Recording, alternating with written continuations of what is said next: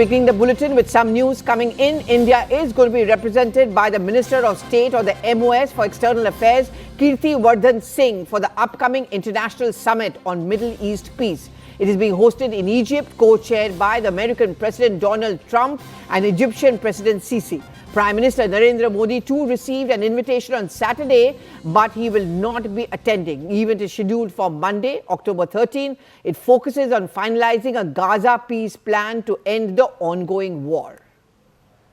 That's the big news which is now coming in, the Gaza Peace Summit, which is going to be held. And this is something which has been initiated by the American President Donald Trump, who has always claimed that he was the one who engineered and brokered the peace deal between Israel and Gaza. Interestingly and very, very significantly, Prime Minister Narendra Modi too was extended an invite for this. But top sources have told our channel that the Prime Minister will not be attending it. Instead, MoS Kirti Vardhan Singh will be representing India at it. Siddhant Mishra, who covers the External Affairs Ministry for us. Siddhant, we also broke the story that Prime Minister is not going to be attending this. Of course, we are going to be represented by the External Affairs Ministry. What more can you tell us?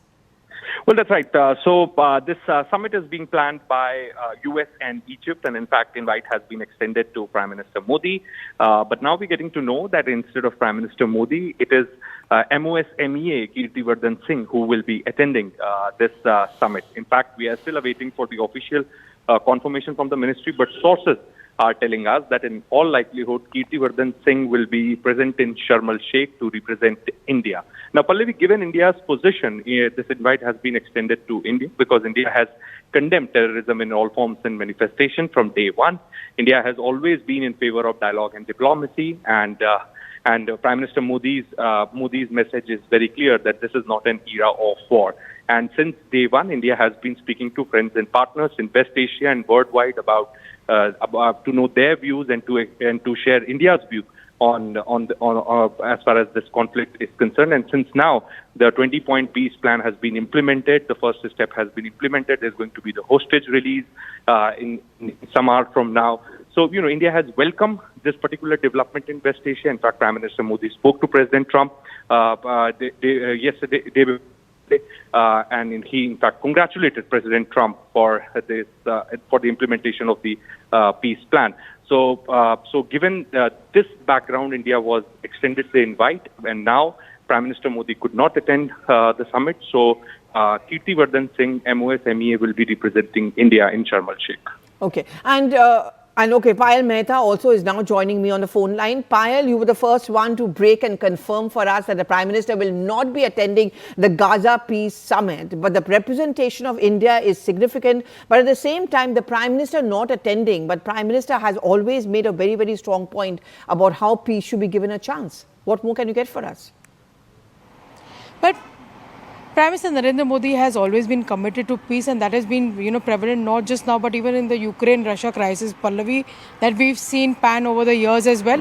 And now Prime Minister Narendra Modi is said to be one person and one face that the world really looks forward to as far as guidance is really concerned. And he's always been saying one thing very important for our viewers to understand, that India's stand is not neutral. India is in the stand of peace. India stands for peace. That is India's stance as far as such issues are really concerned. Of course, Prime Minister Narendra Modi has a number of pre-commitments that he has to fulfill. Same is the case with Dr. Jaishankar, India's External Affairs Minister. And therefore, like Siddhant has been reporting with Kirti Vardhan Singh, the MoS MEA will be attending this summit. It's very important because every time that Donald Trump has initiated this peace process in the region, he's seen a support coming in directly from Prime Minister Narendra Modi. In fact, just a day or something ago, the Prime Minister, in fact, welcomed the peace plan, welcomed and congratulated Prime Minister Narendra Modi, congratulated President Trump for actually having taken this initiative. Because peace is important not just for, a couple of countries, but for the whole world. On the whole, looking at the crisis that we've been seeing, over the last couple of years, to say the least.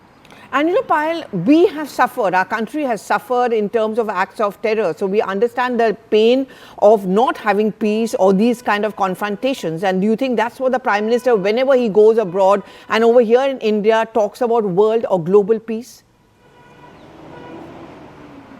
Well, absolutely. Prime Minister Narendra Modi has always been advocating for peace. You remember Prime Minister Narendra Modi, during the Ukraine crisis, was able to get 22,000 of our students back to safety from Ukraine without a single injury happening to any one of them. And Prime Minister Narendra Modi was able to dial the lines not just with Vladimir Putin but also with Mr. Zelensky as well.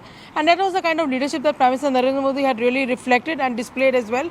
And like I said, that whenever the Indian government and the Indian government officials are asked that, what is your stand, they obviously say that we are not a neutral country. We are a country which is only advocating for peace because we are a country from where Mahatma Gandhi comes in from. So that's been the stated position as far as the Indian government is concerned. Prime Minister Narendra Modi has also called on multiple leaders, including Netanyahu, to in fact call in and come in for peace, because that's going to be the only solution for the world.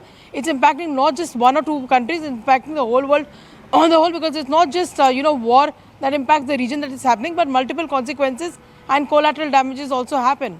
Absolutely. Many, many thanks, Payal, once again for that excellent news break. Thank you very much, Siddhant, for also giving us these details. Well, from international news, we are now going to